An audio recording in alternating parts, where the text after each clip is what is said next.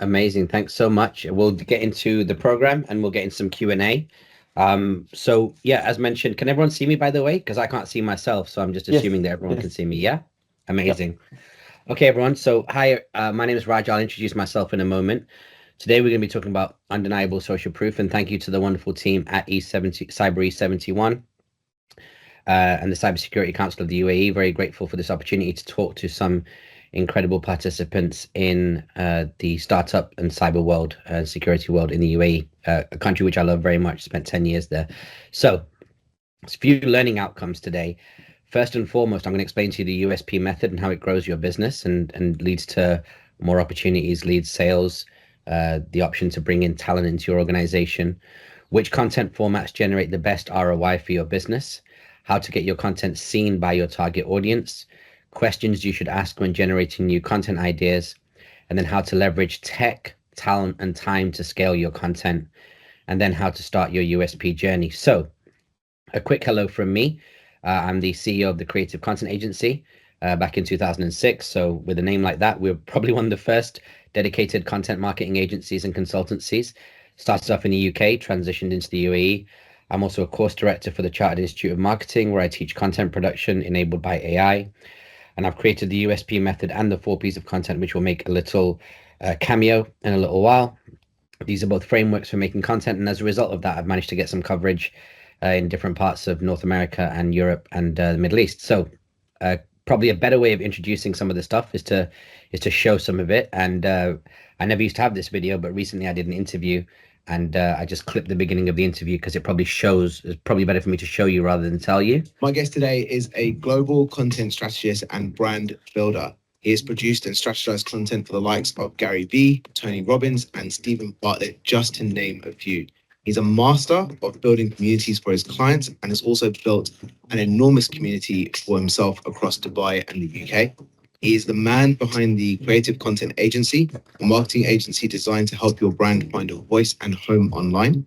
He's consistently created results using his 4 Ps of content methodology. And today we're getting an exclusive to talk about how brands and businesses of all sizes are going to be able to benefit from his experience. Raj Kotecha, welcome to the show. Pleasure to be here, my friend. So that's a little bit about me and some of the work that we've done. And today I'm going to teach you a real coaching session that we work with some of the best entrepreneurs in the world with to help them figure out how to do undeniable social proof. So it's powered by me and my team at my agency, Creative Content Agency. You may wonder who is the Creative Content Agency. As I mentioned, we're known for working with a bunch of recognizable faces. And we've also built this community, my friends, your friends, which we started off as a Dubai native brand and have taken to different parts of the world. And we're now 6,500 people. However, on a day-to-day basis, what do we enjoy doing? How do I keep the lights on? Well, primarily, we help grow businesses by creating founder-led content. So if you're the founder of your organization or in the executive team, then this presentation is going to be really valuable for you. And the reason is because we're going to talk about the different media formats that we create for these folks that get them the highest ROI, that actually drive sales for them. Now, if you look at these 3 worlds, whether it be community building, celebrity, or founder-led content, over the last 2 decades, there's one universal lesson. And that one universal lesson is that your content only has one job, which is to prove that everything that you say is true. Specifically, when it comes to B2B content, that's what you've got to convey to the market, whether it be investors, initial users of your product, or anybody that you need to get support from. Now, if I wanted to, we could just completely just drop the mic there. That's the only thing that I really need you to know. If the internet was to shut down and you learned what I just explained to you, then I would consider that a good result. However, there is one problem, which is that for most businesses, the low amount of content they put online equates to a low amount of proof. And this is a vulnerability, because if you have a low amount of content online that proves what you do, call that URLs, and you're producing great content in real life, which the kids are now calling IRL, then you have what's known as the great IRL URL gap. You have a real business that's doing amazing things. You've got experience, you're generating value in the market, you've got happy customers, but there's nothing that really points back to that online, and especially on social media. And every business that has this gap is losing money in that gap. They're losing potential sales they deserve, leads, attracting the talent that they deserve. They don't get it because the talent doesn't even know about them. Key strategic partnerships they could generate, and so much more falls into this gap every single day. And so what is the solution? Well, of course, from our perspective, the first thing you need to do is increase the amount of content you produce, but not just the amount of content you produce. It has to be strategic. It has to be as strategic as the way you do your legal planning, your procurement, your accounting. It's as important to make sure that your content is on the same par with that. And so we have only 3 content pillars, which I'm going to teach you about today. And these are the ones that make all the difference, that will allow people to go from your online world to your reality. And we call this undeniable social proof. And undeniable social proof is there to exactly prove what you say is true. Now, let me just show you how we've done this before so you see what good looks like. These are some of our clients in the past.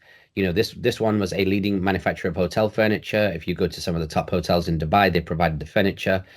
We built a content suite for them on YouTube and Instagram of interviews with people in their ecosystem, suppliers of materials, hotel owners, interior designers, that allowed them to converse and meet these members of their community where they are and demonstrate their value to the market.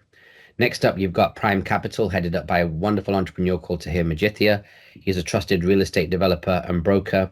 Again, we spoke to every single thing that's important to the real estate industry, from people coming in, people coming out, what's affecting prices, where should you be investing, as well as some of the other things, in terms of legal, economic, technological factors that are affecting real estate. This put Tahir into a thought leadership position and made him one of the top brokers and developers in the UAE. And then finally, as well, one of our clients who's become more mainstream popular, Spencer Lodge. He, by all means, this guy doesn't really need to work with us. He's already extremely successful. However, the kind of impact he wanted to make in the market, especially around the world of like philanthropy and doing good and sharing his business expertise with people, was not out there. And so by having him do interviews with other entrepreneurs and people that make a big impact in the world, that obviously raised his profile to now what is one of the biggest English speaking podcasts in the UAE.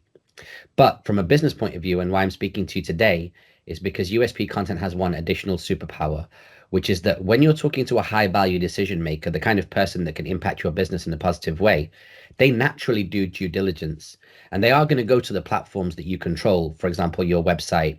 But the problem with your website is you control every single pixel on there. There is nothing organic about that. It's all preconditioned. When they're doing their due diligence, they're also looking around the web, and they're also looking on social media, where there's a lot more interaction going on that proves what you say is true. And so it's very important that you merchandise these platforms with the information that's going to help grow your business and attract the right kind of lead sales opportunities and partnerships. So let's take a look at this. Let's start your USP training right now with a bold statement. Leveraging undeniable social proof is easily the biggest opportunity in business today. However, for us to understand that, we need to understand the concept of social proof. And the good thing is it's quite a new concept. It's only about 40 plus years old. And it's a very simple and consistent concept that really is in 3 phases. The third one, which we created ourselves. The first one is classic social proof, and then modern social proof, and then undeniable social proof. Let's double tap on each one of these. Here's what you need to know. Classic social proof is a term that was coined by Robert Cialdini in his book, The Psychology of Persuasion. The book is called Influence, and it's one of 6 concepts that he shared in this book. And if you think about these 6 concepts as like members of a boy band, then social proof would be like Justin Timberlake. It was the one that ran away and became really, really successful. Now, the idea behind classic social proof is that you are able to influence decision makers in your world by demonstrating that people like them enjoy working with you and get value from you. Now, let's jump forward 20 years to modern social proof, the arrival of the internet, Web 2.0, people having smartphones in their pocket, and of course, YouTube and social media.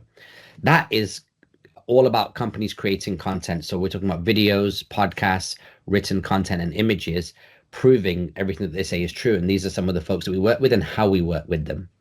Now, this modern social proof is about influencing a decision maker by proactively, as a company, sharing valuable content with them, doing it before you've even been asked to do it. Now, that's all good. And our agency was in that space. That's the world that we operate in. And everything was all good. It was just, just a very, very easy formula to follow to help companies do this, until around 2020, when a single event changed everything. And it was a real meteor that changed everything, which is that we as a company that, as you see, go around making content with some incredible brands across the UAE, were all forced to stay indoors like many of us were in 2020. And our agency had to go fully online and coach founders through their most difficult business challenges, not just in content, but in business, period. And that meant that we went online and we had to be very thoughtful and concise about the kind of advice that we gave them and where we focused these founders' attention to get them through this quite dark period in business and in society. And the thing that kept coming up was classic social proof, like the work that they've done in the past, and modern social proof, what they're able to demonstrate. And so that led us to what we call undeniable social proof, or USP. And USP is the overlap between classic social proof, demonstrate that people like working with you, and modern social proof, which is you demonstrating the value your business can generate. And that's combining external content and internal content. External content, like your clients talking about you; internal content, you turning your organization inside out and sharing what you know. And then as we started to explore this concept more, obviously we had to do some research. We didn't want this just to be a fly-by-night concept.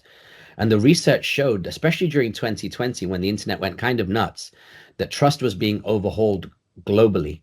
And when you really look at, this Newsweek study by PR Newsweek, where is the highest source of authenticity and trust? Number one, 38% of trust is coming from just everyday people. And 39% is coming from subject matter experts, people that know what they're talking about. And notice how little influence has been put there by social media stars, regular influencers, and celebrities. When it comes to B2B, this doesn't make the impact. So when we look at everyday people, we're talking about your clients and their peers and people like them. And when we talk about subject matter experts, obviously I'm talking about your subject matter, the thing that you do in your organization. And that is your team and your peers. So we already have here nearly 80% of the source of content that your organization needs to be successful and grow its leads and sales. So let's go back to this bold claim. As I said, leveraging undeniable social proof is easily the biggest opportunity in business today. What do I mean by the biggest opportunity? What I mean is there's an opportunity here to become undeniable. And when you're able to prove that everything that you say is true, nobody can deny you. What does that mean? When you're undeniable, it means that decision makers have no logical reason not to work with you. Now, of course, there's all types of different chemistry when you're dealing with two human beings. There may be another reason why they choose not to work with you, but there should be no logical reason as to why they choose not to work with you. It also ensures as well that leads and sales convert faster through your business because you are attracting them.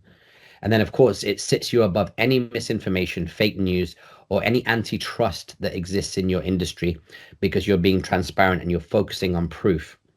Ultimately, this is what it means. Undeniable social proof means that you're able to get what you ask for. When you are undeniable, it means that you can ask for something and not be denied it. So then the question is, how do we become undeniable? Well, let's go back a few slides. You'll remember that I said you need to raise your content level. You need to focus on 3 content pillars. Well, underneath each one of these content pillars are 9 media formats, 3, 3, 3. And here's something that's going to spoil the presentation for you. I'm going to explain what these media formats are and what the business rationale is and how you make an ROI. And spoiler, you're not going to be surprised. These are all going to be things that you've seen in the past in your career in business, whether you've been in business for 3 to 4 years or whether you've been in business for 30 years. And if you get the right combination of media formats on your social media and you put them out in the right order, the right combination will prove what you say is true. The question is, what is the right combination? Well, let's explore that. Let's look at these content pillars and let's look at the highest ROI formats that live underneath them. Number 1, the first most important content pillar is educational content. What is the business reason why we should put out educational content at scale? Well, number 1, when you put out educational content, you get high reciprocation. There is this concept of ethical debt, which means that you give generously to the point whereby if somebody needs to work with you, by default, you remain front of their mind because you've given them so much value. And of course, if you've lived your life as a human being, that if someone continues to generate value for you, you have to kind of give it back. You're almost bursting to give it back whenever the opportunity arrives, whether you've enjoyed somebody's movies and they come to your town and you get to go to watch a premiere and say hello to them, or whether there's an educational business person that's sharing content online so that when you have an opportunity to go see them at a conference, you buy that ticket. Number two, when it comes to educational content, high evergreen value. If you focus on the first principles of your organization, which is, this thing is true about my industry. It was true 5 years ago. It was true 10 years ago, and it will still remain true in 5 years and will remain true in 10 years. That's the content you want to focus on. Evergreen means it doesn't go out of fashion. It doesn't go old. It's not like cheap wine that tastes terrible after a few years. It's like good quality wine that vintages nicely the older it gets. And of course, as well, it's a high confidence signal. What do I mean by that? I mean the if-then scenario. If this company is prepared to give away this much valuable information for free on social media, then what would it be like if I actually picked up the phone and called them and had a conversation about doing business with them? Next up, you need to look at the actual media formats that are going to prove this. Number one, frequently asked questions. Publish answers to questions before people ask them. I cannot explain to you the kind of ROI that our clients have got when they've hung up the phone talking to somebody, having answered questions, which is part of business anyway, and then they send them 3 to 4 YouTube videos with the answers in those videos. What's interesting is if you've done the work I'm asking you to do right now, and that content was published 3 months ago, 6 months prior to you talking to them, then the stakeholder, the decision maker goes, hang on a second, not only was this person able to answer my question, but they already thought of the question, answered it, videoed it, and published it on YouTube before I spoke to them today, 6 months before I spoke to them today. That really drives confidence. Next up, points of view, or like talking head content where you're just talking to your camera, offering unique perspectives on hot topics, whatever is going through your customer's mind, making sure that you've got a perspective on it. And then finally, useful guides for your clients and for your audience to help them prepare for their journey, because all of your clients and all of the people you work with are on some sort of a business journey. So you can put out useful guides for things that they can expect to encounter on that journey, whether they do business with you or not. Or you can put out content that explains what their journey with you is going to be like. So you can give them videos about what's onboarding going to be like, what to do if they've got any questions, how often will you check in with them, what are some of the procedures, how do you use the interface of the software that you're giving them, screen recordings, things of that nature. Next up, evidence-based content. That's content pillar number 2. Now, this is a really important one because when we talk about proof and we talk about evidence, we're effectively talking about the same thing. And it's your responsibility as a company owner to provide this evidence. What I mean by that is that your business is investing in, number one, high clarity, being really clear as to what problem you solve, who you solve it for, and who you don't solve it for, separating the market and saying, here's who we serve, here's who we don't serve. Next up, when you put out evidence-based content, let's say, for example, testimonials, you get high advocacy.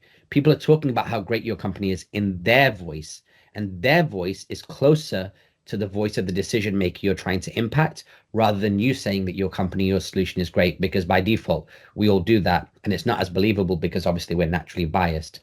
And then thirdly, high objectivity. It is very, very important that a voice or a narrative exists between you and the customer you're trying to influence that doesn't come from you, that feels and sounds objective, because it is. So what are the media formats we need to invest in to make this happen? Number one, testimonials. Let clients explain their transformation in their own words. And the way that you do this is what we call the 3-2-1 format. And the way that you do it wrong is the 1-2-3 format. Let me explain. 1-2-3 is the amateur format for testimonials, which is, here's where I was, stage 1. Here's what I did about it, stage 2. Here's where I am now, stage 3. The right way to make it engaging is to do, here's where I was, 1. Here's where I am now, stage 3. And then here's what I did about it, stage 2. Because by putting 1 and 2 next to each other, that contrast of I was this, now I'm this, that side by side, really gets you that high impact when you're doing testimonials. Next up, you've got case studies. Case studies is not you letting your client speak in their own voice, but you breaking down what you've done for that client in a bit more detail. You can demonstrate your rationale and you can speak to specific KPIs that you needed to achieve and how you approached it. And then finally, recognition. How is your industry talking about you? How is the media presenting you? What's amazing about the tech industry is that tech founders, many of them are very proactive when it comes to going onto other people's podcasts and talking. It's important that you grab that coverage. If you go on radio, you go on TV, you get written up on a blog or in the press, that you loop that into your undeniable social proof to make sure that this third party rigorous study of what your company is doing is presented to the audience you're trying to influence. And then content pillar number 3, which is engagement content. You see, at different times in your relationship with decision makers, you have high intimacy and low intimacy. High intimacy means maybe you're out to lunch with them, you're out to dinner, you've gone to a conference with them, you're high bandwidth with them. Low intimacy means when they're all having a run, when they're sat on the toilet, when they're away for the summer and they're not thinking about your company. And you can raise that baseline of engagement. It doesn't have to go low during that time. How do you raise it? You raise it by getting the right content on their phone and across their social media and their email. So when you do that, you achieve three things. This is the business value. Number one, high empathy. They get to know you better. The better they know you, the more they're connected to you, and you're closing up those low intimacy gaps. That additional frequency builds high loyalty. Of course, if they're engaging with you more and they feel more connected to you, they're more loyal to you. And then, of course, high trust. The more engagements they're having with you, the more they start to trust you, because that empathy and that loyalty tends to compound. So what are the media formats we need to invest in? Number one, it's very important that you have a regular video series, web series, podcast. Take clients on a progressive journey of stories and insights from inside your organization, from inside your client's world, just keeping people up to date. It is important that every single company is thinking about, is some sort of like regular weekly soap opera about what their company is doing or what their perspective is. Is that something they should be investing in? Number two, you see that we work with people like Gary Vaynerchuk. Behind the scenes content, he's almost a master of that. You know, additional transparency around the work you do and the context around it. I have a camera follow me around every single time I speak at conferences, every time I do something big, when I'm interacting with people, shaking hands, taking selfies at my events. I make sure all of that is videoed so that people understand what's going on outside just the websites and the PDFs and the videos that I'm putting out there. And then finally, a signature video. I think you could even argue the one I showed you at the beginning is a signature video. It allows you to own the story around your origin, your approach, and the impact that you're having in the world. All of these things need to be invested in different ways. It leads to the question, what combination of content formats will make you undeniable? Now, the way that you answer that is, firstly, of course, you need to have all of them on the screen at the same time. So here they all are. Educational content, frequently asked questions, points of view, useful guides. Evidence-based content, testimonials, case studies, recognition. Engagement content, podcast, video series, behind the scenes footage, or a signature video. Now, no matter what combination you choose, and we will discuss this in the Q&A, and I would encourage you that when we do this Q&A, because I've got like a hard stop at the end of the hour, be very selfish. Ask me a question as if we're in an office together and you're just asking me specifically what will help you in your business. You never know of the other 30 people on this call who's going to benefit or be inspired by the question you ask. Whichever combination you go with, you should maximize ACE. What is ACE? ACE is the desired outcome you're working towards. It breaks down into three letters. A, activate. Is your content there to take someone from not knowing you to knowing you? They see your content online. They didn't know who you were before. Now they do. Next, is it convert, which is take somebody who knows you, but is not spending with you, to somebody who starts spending with you. And then there's E, empower, which is take somebody who is currently spending with you and empower them to find others to spend with you. Because in most businesses, this is very true, that your next best customer is probably on your current best customer's WhatsApp. And so if you can give them the content they need to forward on, rather than just forwarding on your WhatsApp number, but they can actually forward on some material that you've created, that gives you a much higher chance of making that lead a real significant lead and converting it faster. Now, let me explain some concepts, some combinations that maximize ACE. Number one, let's say you want to generate leads. It's really important you've got your points of view out there on a regular basis and you've got these talking head videos. You're pumping out your testimonials, your case studies, you're putting out your recognition, and you've got a signature video. So somebody can start thinking about, do they want to become a lead in your world? Maybe you've got leads, but you want to convert sales. Well, give them the confidence. You know, confidence is predictability. They need to predict where they're going to go with you. This is where frequently asked questions, useful guides, testimonials, recognition come into play. Thought leadership. Maybe you want to be the captain at the front of your organization and steer it into a positive place. And especially in technology, we see the Bezos, the Zuckerberg, the Jobs, the Musks, all of the people that have more followers personally than their company does. Why? Because they lead from the front with their thoughts. That's how they lead their organization. That's when you need your points of view, your useful guides, your recognition, and a signature video about you as a thought leader. Excuse me. And then finally, build brand. Sip of coffee. When you're building brand, you need to make sure your points of view are out there. The things that you want to become synonymous with, the subject matters you want to be associated with. Testimonials about how great your brand is.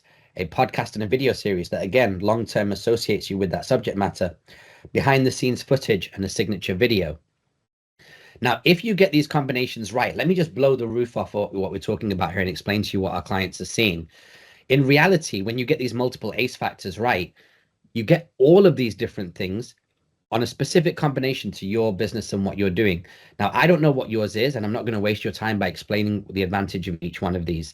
But what I will say is that when this screen came up, wherever your eye went on this screen is probably the thing that you're searching for. So if you want to screen grab it, you can do. Now, you've chosen your content formats. The next challenge is you need to actually create the content so you end up with the same good outcomes that the people we coach get. Now, the good news is it's not a journey you take alone. It is a coach journey. This is us. We're your coaches. We're a small team. We have a really incredible operations person, Marianne, and Vic, our COO. Me and Vic have been working together for, I don't know, at this point, 20 years, 25. Great team. And then myself, I'm based between London and Dubai. We are actively running the agency. So we are not coming from a theoretical point of view. We're not skimming Instagram and YouTube for advice. We're actual accountability partners. We're there to give you the inspiration, the motivation. And because we're actively working inside the agency, we've got our finger on the pulse as to what's going on. Now, let me explain to you some of the things you need to think about, period, but also some of the things that we think about when we do these coaching sessions. You can actually have these conversations amongst yourselves as entrepreneurs and figure out what the answer is, or if you need some kind of professional hand-holding, you should work with us or somebody like us. In our example of our coaching sessions, we teach this. I mentioned that the 4 P's of content would make a cameo. This is something I've been teaching for over a decade. All of content, all of it, comes down to one of 4 P's. It doesn't matter whether you're talking about YouTube thumbnails or descriptions or podcasts or white papers. At any one point when you're making content, you are either planning, producing, publishing, and promoting.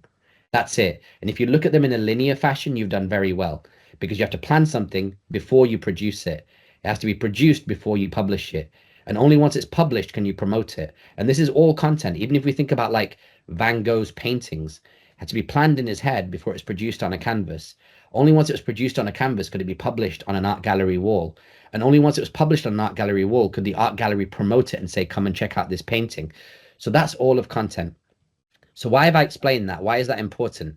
It's because no matter what content format you decide to go with, you need to think about that content format broken down into these 4 steps. Any of these that relate to you, you have to work on them in these 4 steps. So let's just say, for example, you want to speak to camera, you want to become a thought leader, you want to put your points of view out there. Well, how do you do that? You need a rationale to support the business. So we've got this, we've decided we want to do points of view content. We break it down into the 4 P's. These are some of the questions we would ask you, or some of the questions you should be asking yourself. What's front of mind with your target audience? What's your unique take? How can you be creative and engaging in the way that you deliver this content? And how will it deliver back to the business? What is the ROI? Please make no mistake that we as a content agency are known for the kind of content we create. But in real terms, we are a management consultancy that cross-dresses like a content agency, because we know how much impact we can make with content. But ultimately, nuts and bolts, how does it run ROI for your business? Next up, produce. What combination of media do we need? Video, audio, images, and text. How long should the media be? How do we script it? What's the arc of the content? What's the start, middle, and end? And then who will produce the content and who will sign it off on behalf of the business? Then publishing.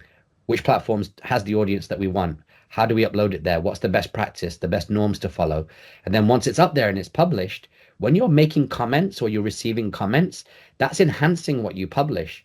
So you are publishing comments in response to other people that publish comments to the original media that you made. So that comment section should not be ignored either. Plus the algorithms love it and it gives you additional reach. And then promote. How can we get more people to see it?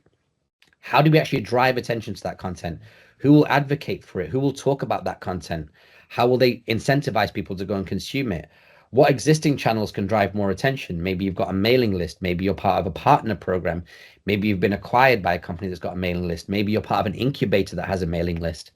And then who else can benefit from the attention that we get? Who are the other people in your ecosystem that you can stand next to and make content with, so that some of their audience drives attention to you, some of your audience drives attention to them, and it's symbiotic. Now, as we start to wrap up, this is where we're at. You've got your considerations figured out, what you need to consider. You've got your rationale for the business. Next up is success. Example of a coaching session, part 2, how to write a treatment. A treatment is the thing that outlines the value of your content. You have to be able to write it on a piece of paper. It forces you to think critically about this video you're going to make or podcast you're going to make. It should cover the key ideas, the content length, the media types, the format, and it should allow you and others to confidently proceed with a unified vision for the content. This is the map, this treatment. You should be able to pass it on to any producer or anyone in your team, and they can understand why you're making that content. And then finally, how to leverage your tech talent and time. Let's look at tech. In our world, here's all the answers. This is about 20% of the technology we use.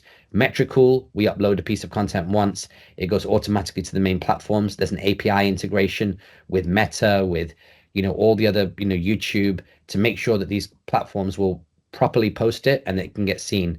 Descript, edit your videos, podcasts. CapCut, we've all seen. ConvertKit for emails. Score app is fantastic. You can ask people to fill in a form and it will qualify them. ManyChat, if anyone's seen on Instagram, like comment the word spaghetti and I'll send you this document. And these are some of the technology platforms you should be looking at. Leveraging talent. Look, when it comes to making content, you've got really a couple of approaches. Some of our clients, big government-backed clients in the UAE, they need a full team: strategist, producer, videographer, front of camera host, video editor, packaging, which is thumbnails, publisher, project manager. And you can take a screen grab to, if you want to, so you know what each one of these roles do. We've also seen people making millions of dollars on TikTok selling real estate with just them and their phone and a 600 dirham microphone that goes with it, which is very cheap. And then, of course, leveraging your time. Look, there's certain times where you're going to get stuck in the quicksand, and having a team to pull you out of it is quite useful. Most often we see with founders that it's coming up with inspiration and ideas. If you don't have enough ideas, there's no way you can funnel the content. Then being efficient with your time, because you're actually running your business, raising finance, working with your ecosystem. And so how do you sit down and produce content and batch produce it? Then there's distribution and promotion, making sure that the content gets seen. And then scalable systems, which means that everything that you do right, you should be logging down, so you're not reinventing the wheel as you produce your content. And so to conclude, lack of USP means that even if your business has expertise, experience, happy clients, and generates value in the real world, you can still be denied by the market, sales, leads, talent, partnership, and many other opportunities. You need to close that gap. And social proof is unavoidable. There's just some screen grabs from across the internet, whether we're talking about, 5 stars on Amazon or blue ticks on Instagram or mutual followers, or when I go on press, like you can see like the, Dubai Eye logo on there, or the number of views I get for the content I make. The social proof is coded into the internet. It arrived with the internet. It's there. There's nothing we can do about it. So if social proof is unavoidable, you may as well make yours undeniable. So how do you start your USP journey? What you don't need, the good news is, you don't need any social media followers. You don't need any fancy equipment. You don't need any content making experience. You need to stick to this strategy that I'm teaching you today. You do need a business with a track record of delivering value. You need a desire to learn and apply the USP method, and not just the USP method. You need to be the kind of founder that is always open to learning and improving, and a timeline that allows results to compound. This means USP is not a campaign, it's a philosophy, and it gets better with time as you make improvements. You need to play this as a long-term game, not just, part of a 6-week launch campaign for your software. So now you've got your team in place, you've got your rationale. Next up is your results. I'm going to just jump past this. These are some of the biggest themes that we talk about, probably some of the things you want to focus on. Biggest outcomes. Again, ultimately, it's about becoming undeniable. Quick word from some of the folks that we've worked with to explain how they've leveraged what I've taught you today and the parts that stood out to them the most. You've got to take the 4 Ps. It will basically give you the full toolkit to enable you to plan the perfect content and to execute your overall strategy. I remember the guys at Creative Content Agency saying, listen, we're going to put 100 ideas down. I was like, 100 ideas for what? Because if you're fighting to think of ideas, there's no way to be consistent. After the 4P, we've been able to align our business strategy, the way we're doing things, with the way we were positioning the brand. The content that I was making was predominantly for my own branding, which then led to people, brands inviting me for events, PR agencies contacting me. So it just opened up a whole new dimension, which was unbelievably nice. The biggest advantage or biggest learning that I got is how to present myself in front of camera and on social media. Working with the team and starting to implement the theories and the philosophies around the 4 Ps actually allowed us to start becoming much more structured and systematic in the way that we approach content as a marketing strategy and a brand building exercise. I now know how I can create the content and the type of content that I should be thinking about. And so that's given me a lot more confidence to go and create the content that's going to be of value to the audience I'm trying to reach. The 4 Ps pretty much show that you can create content that supports any endeavor you have in your life, whether it's your real life and your lifestyle or it's your business. I highly recommend learning from these guys. My experience has been wonderful. They gave me a proper strategy and a direction to go ahead, build my personal brand. And today I can proudly say that a lot of my business comes from social media.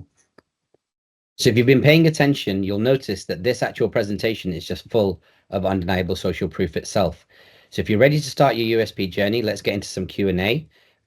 You can check out this presentation on uspmasters.com. You can watch it again if you wish. And there's a form on there if you ever want to reach out to me or any of the team. Over to the team at CyberE71 for some Q&A. Let's get into it.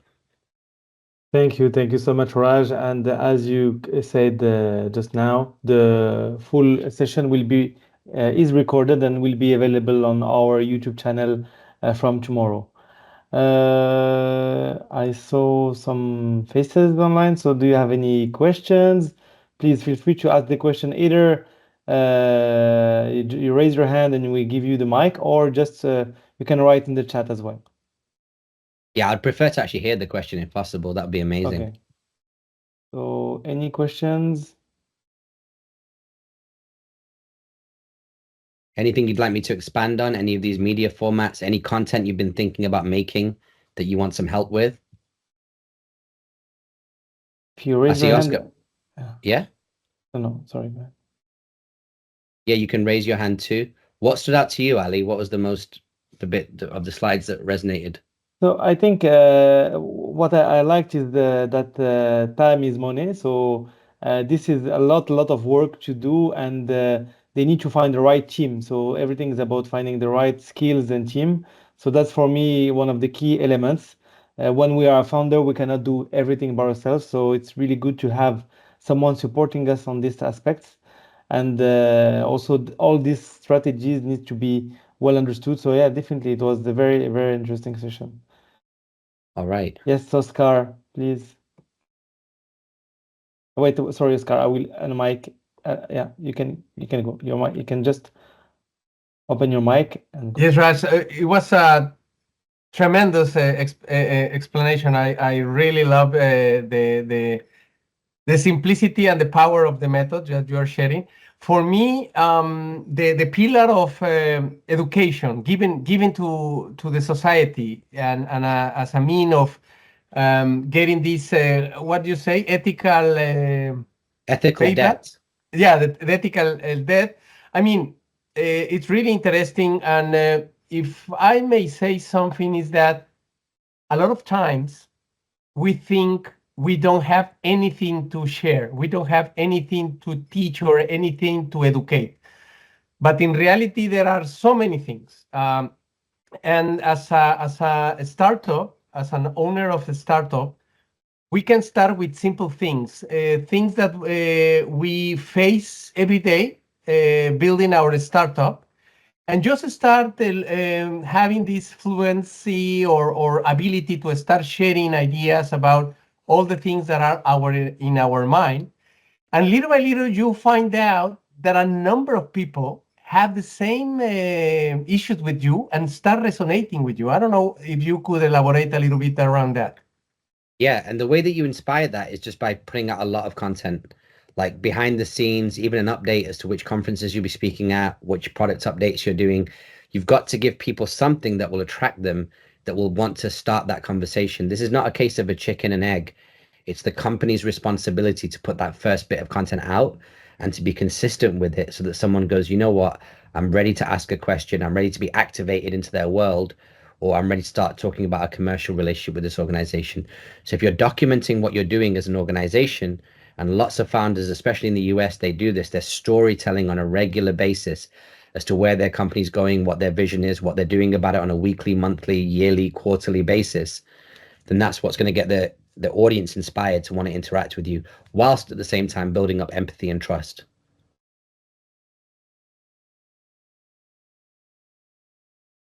So, any more questions? Yeah, we have another question from Fethi. I don't know if Fethi, you prefer to say the question directly, or he wrote the question online on the Okay, chat. yeah, let's tap him in. Where is he? Should we unmute his mic? Yeah, Fethi Mahmoud. So let's find him. There he is. Al-Khatib. There he is. Yep. Allow mic. Fatih, we can hear you. Let me unmute his mic. There we go. Maybe he's not got audio for some reason. Okay. I think you want to read out need to unmute your mic from your end now. Which is in the top right corner, the mic button. If not, Ali, you can read out the question if you've got it. Yeah. So, in your opinion, what would be the most effective combination as a startup without testimonials for cybersecurity awareness training, given that not all businesses are aware of threats that they may encounter and the importance of awareness? Yeah, I think every single week you need to put out like the threat of the week, or put out a signature video that talks about the top 5 threats that companies are facing when it comes to cybersecurity, whether it be data breaches, whether it be DDoS, whatever the case may be. Make sure that you've got a video on it.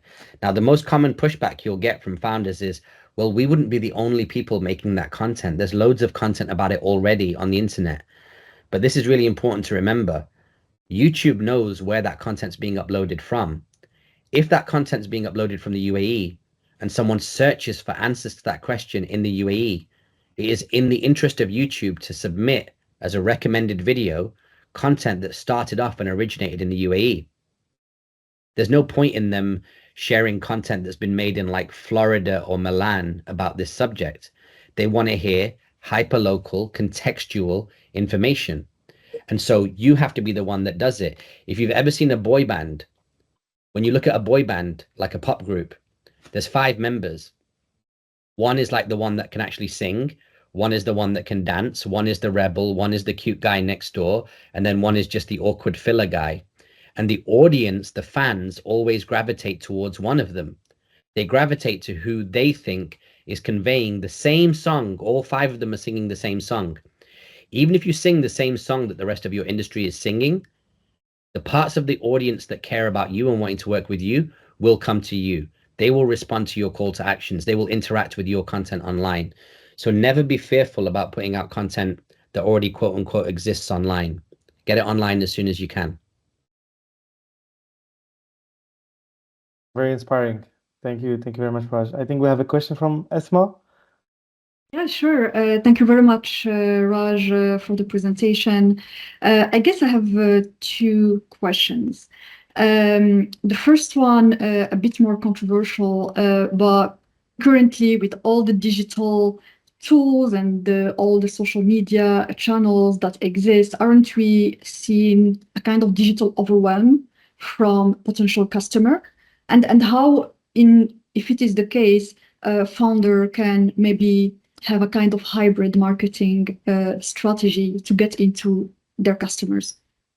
Or should they keep on relying on the digital channels like the YouTube and the Instagram and the TikTok, etc.? How do you see that based on your experience? So it's a very good question. When it comes to digital overwhelm, I think the biggest problem that we have as founders when we rely 100% on digital is that we think about content as a product, which means it has a set of features, a fully defined set of value, and it has a start, middle, and end. I want founders on this call to start thinking about it differently. You need to think about content as a byproduct. Whatever you're doing anyway, make content about that. Whatever subject matters are sitting across your desk that you're thinking about, whatever technological developments you're working on, whatever improvements you're making to your product, just make content about that. You should not think about content as a product that you're creating along with everything else you create in your organization. You should think about content as a byproduct of the things that you're already doing. And by doing so, you therefore relieve yourself of the stress of producing custom content for digital and just let content trickle down from the value you're already creating in real life. Interesting. So really not focus only on the digital, but kind of making the digital a mirror of what is really happening in real life and all what you are building. I have another question, but before that, we have a question from Kautar. Yeah, and just to expand on that, Asme, as well, like, for example, if you go to STEP conference in February and you're speaking on stage, you don't need to put yourself under pressure to put out a podcast. You just get a video from the team at STEP conference of your 20-minute keynote and you put that on your podcast channel. You're doing something in real life anyway. You're not dedicating and carving out time to make content. You are just repurposing the content that you're already making in real life. Normally, that moment of you speaking on stage just disappears into the ether and disappears into history, unless you record it. And you can record it with your smartphone and a cheap microphone. And now that content can live on YouTube forever. Absolutely. Yeah. So another question from Kautar, who says, if our startup is B2C and we want to prove to them, so I guess the customer, how much they need us, is it okay to challenge them at first? Or could that not bring forward the healthiest dynamic between us and them? I mean, you've got to think about that like dating. You've got to go in softly, softly. You can't go in challenging. You know, if you're dating and someone challenges you and says, why aren't you married? You should marry me. You're going to be like, hey, that's really kind of weird. What you need to really do, and this is not my terminology, but something you might want to think about, is take them through a journey. Journey number one, are you problem aware? Are you aware that this might be a problem in your business? If you're not, I've taken you from being not problem aware to aware of the problem. That you have to give away generously and for free. Next up, you need to make them solution aware. You need to let them know what solutions will solve the problem that they've been thinking about. And that's broadly speaking, including what your competition can do to help them or what other approaches can do to help them. And then finally, you need to make them product aware, which is, of all the solutions, we want to let you know that this product exists that we've made. And if you'd consider this as part of your solution, our product is available. This is how much you can pay for it. I think it's important to lean into the fact that in most cases in business, you are one of several options, and why your option is a better option than the other options that are out there. Challenging people and being controversial for the sake of it might just turn them off you, and you might think to yourself, hang on a second, that's not really what I was trying to intend here with my marketing. It's really, really important that you come from a generous, heartfelt place with your customers and say, I acknowledge that this is something going on in your world, and I've been spending a bit of time with my company to think about how I might be able to make a solution for you.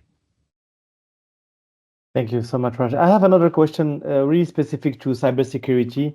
So, Yeah. you know, cybersecurity, it's a field where many people don't understand what is the solution. So is there any specific, let's say, advice for this kind of product where you need to sell something without the customer knowing exactly what he will be buying? I don't know if you get my point. You want to give me an example?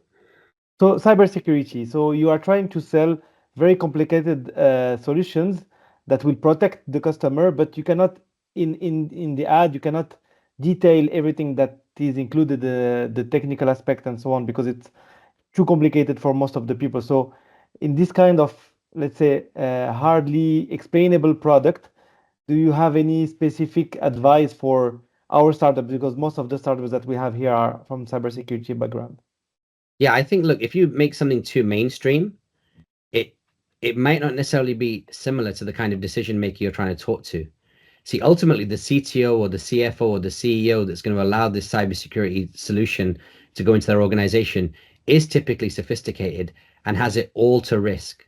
A cyber attack could bring down a company they've spent months, years, maybe even longer, decades working on, a company that they've raised finance for, a company where there's hundreds or dozens of employees that rely on this company working and being protected from cyber attacks. So firstly, I think it's important to understand that in that situation, you've got to get the content in front of that decision maker wherever they are. Whether that means, you know, I'll tell you one way that we do really well.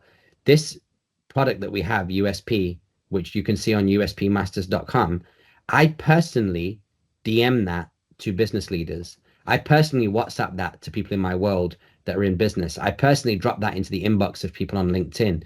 It's not about making things available to the mainstream and to consumers. It's about talking to that single avatar and speaking to them in their language, in the context of what matters to them. Really, really important. You know, trying to come up with something which is mainstream or sexy or goes viral, not very valuable. Not if the 3 to 5 people inside an organization that are going to make a decision about your product are not looking for that. Very clear. Thank you so much. Yeah. Any other question? Yeah, I'm seeing some notes here, Oscar. Yeah. Yeah, the method of the pillars works very well. Yeah. And you know, if you don't know, your responsibility, Ali, to your point, is you have all these options as to how you can communicate. Your responsibility as a business leader is to put those options in order and figure out, okay, if I don't know which route to go or which media format to follow, you cannot be paralyzed by it because some combination of them is going to work. So you just start. There are 9 media formats there that I showed. If you roughly have an idea which 3 to 4 will work for you, now that you've gone from 9 to 4, you can literally just pull one of the 4 out of a hat. Just start with thought leadership. Start with every day making a video on LinkedIn or on the internet anywhere, you know, YouTube Shorts or whatever, and start talking about the benefit that your perspective or the benefits you think your product can bring. And then let that compound over time. And then once you get a testimonial or 2 testimonials or 3 testimonials, capture that content and then put it out. And then once you start seeing that, hang on, inside your real business, people are hitting certain blockages and certain hurdles, make a useful guide about it. And make sure that all future people don't hit those hurdles because they've got this video guide explaining how to deal with it. Content at the highest level, at the most strategic level, can do so much more than just quote unquote get you impressions and likes and comments online. It can literally lubricate your business and make everything work smoother, from leads through to sales, to after sales, to referrals, so much more. Press, PR. That's the way that we think about content. Like I mentioned, we're a management consultancy that cross-dresses like a content company, but ultimately everything that we do, including for some of the biggest companies in the UAE and smaller companies in the UAE, all comes down to a hardcore business rationale. Maybe one last question. Thank you, Raj. Just wondering, and I think this might be of interest to first-time founders, how are the AI-powered new apps easing content creation and promotion? So I saw that you shared with us an amazing slide of different apps, but if you have to trim them down to the top 3 that every single founder here needs to know about and start using tomorrow, what would that be? I think you should really be looking at an app called Descript. Descript is a super app where you can upload video, audio, and rich media. One of the biggest challenges that we have is how do we take audio that doesn't sound great and make it sound professional? That's one button on Descript. You press it and your audio goes from ambient sound in a room where you're recording it to professional, like, you know, ARN radio quality style, BBC radio quality style. Also, if there's gaps and ums and ahs in there, you can press one button, it will take it out. It will do the edits. It will take the whole video, it will transcribe it into words, and you edit the words that you want taken out, like you're editing on a Word document, and it will do the relative part to the video. So you don't need to know how to video edit. If you can edit a Word document, it will take the words out of the video for you using AI. That's number 1. Number 2, one that I'm quite interested in at the moment, is called ManyChat. Costs about $29 a month. Has anybody been on Instagram and been like, if you'd like to download this guide, comment with the word Apple and I'll send it over to you? That is an app called ManyChat. You log into your Facebook and Meta account, you install ManyChat, you put in a keyword for the post you want to put in, and then when you go on the post, you say the keyword.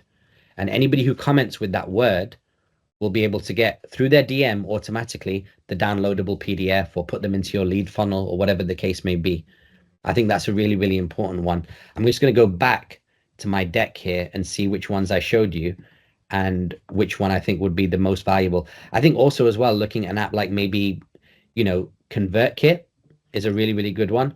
Very, very cheap way to collect email addresses, send people downloadable links, and then put them on a mailing list. You know, I built this brand in 2017 in Dubai called My Friends, Your Friends. I used very little social media, very little. You sign up to come to the event. first name, last name, email, a few other details. All those emails go into MailChimp.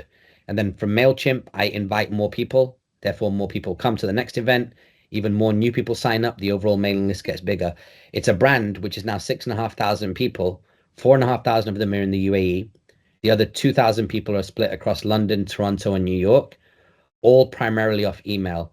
If you rely on the algorithm to distribute your content, you're playing an idiot's game, because the algorithm at Instagram will make a judgment on your behalf as to who it thinks should be seeing your Instagram post. So imagine you go down to the post office, or you mail a letter. You mail 100 letters, and only 15 of them make it through the doors of the people you wanted to mail. And you go to the post office, hey, why have only 15% of these mails made it through the doors of the people I wanted to post? And they go, well, we know that 85% of people are not interested in your letter. And you go, that's horrible. You made that decision on my behalf. But effectively, you're mailing these things without a stamp. You're mailing them for free. Once you pay for your own email platform and you pay for distribution platforms, you're putting a stamp on every letter. And that technology platform, whether it be MailChimp or ConvertKit, is receiving money from you to ensure the highest deliverability, which is the reason why when I send an email out, I get a 60% open rate on 4,500 people in Dubai, whereas I've got 10,000 followers on Instagram. If I put an Instagram reel out, maybe only 5 to 15% of them will see it. Why? Because I don't pay for distribution on Instagram. Instagram gets to decide of the content I publish who gets to see it. On email, I get to decide. It's in their job to make sure that it gets through the most number of inboxes. And that's the reason why still to this day, email, newsletters, and distributing your social media content like YouTube videos through email is one of the highest, on a ratio basis, highest ways to get your content seen. I hope that answered the question for you. Absolutely. Thank you very much, Raj. And I hope the audience found the session as valuable as we found it. Thank you, Raj, for your time, your expertise. And I guess if anyone wants to reach out to you, where they can find you. Yeah, I'm on all social media platforms as Raj Kotecha. I think you can see my name here to the right of me, RajKotecha. Also, if it's easy for folks, I'm also on LinkedIn. So I'll just share my LinkedIn ID inside the chat here, which I've just lost the chat already, but let me just come back to that real quick. There we go. Teams. I can't do it. Anyway, I found it. Okay, there we go. So this is me on LinkedIn, and my email address is raj@creativecontentagency.com, which I've also just put into the chat as well. So anybody who wants to get in touch, get in touch. Anybody who's got anything interesting going on or something that me and my team should be looking at, reach out to me and we'll make it happen. And thanks so much, CyberE71, for the opportunity. Lovely to talk to such a huge volume of people on the stream today. Thank you so much, Raj. Thank you very much. And looking forward to having you again, maybe for the next cohort, because the session was really, really interesting. Thank you very much. Let's do it in person in the month of March. I'll be available in March, and let's do like a hardcore session with people in the room, and we'll do some Q&A. We'll go through some apps, and we'll really make it happen. That would be amazing. Okay, amazing. Thank you so much. I'll talk to you soon. Have a nice day. Thank you, everyone. Bye. Bye-bye.